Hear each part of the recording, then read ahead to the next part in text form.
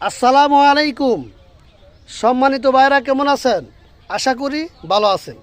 আমি একটি হাদিসের তর্জমা বলে শেষ করে দিব ইনশাআল্লাহ।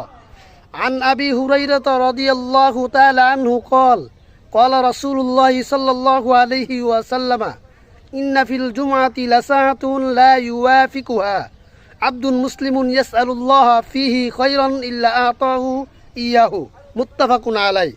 এর আগের ভিডিওতে আমি মুত্তাফাকুন আলাই কারে ক আমি বলছিলাম, দ্বিতীয়বার তাকরার হিসেবে আবার বলতেছি।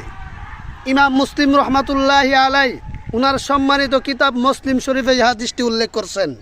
ইমাম বুখারী রহমাতুল্লাহি আলাই উনার সম্মানিত কিতাব বুখারী শরীফে এই হাদিসটি উল্লেখ করছেন। যেহেতু দুই ইমাম দুই কিতাবে হাদিসটি উল্লেখ করছেন, এই জন্য সংক্ষেপে বলা হয় মুত্তাফাকুন আলাই।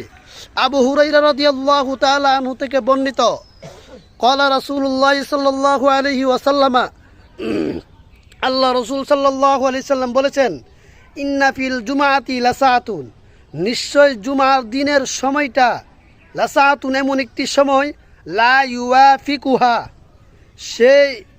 সেই দিনের জুমার দিনের সময়টা এমন একটি মূল্যবান সময়, এই সময়ের মতো অন্য দিনের সময় হবে না। আব্দুল মুসলিমুন ইয়াসআলুল্লাহ ফিহি খায়রান, যদি কোনো মুমিন বান্দা শুক্রবার দিনে আল্লাহর নিকট কোনো কল্যাণ কামনা করে, কোনো জিনিস চায়, ইল্লা আতাহু ইয়াহু, কেবলমাত্র আল্লাহ তাআলা তাকে দান করবেন। এই হাদিসের দ্বারা স্পষ্ট হয়ে গেল শুক্রবারের দিন অনেক বরকতময় দিন। শুক্রবারের দিনটা অনেক বরকতওয়ালা দিন।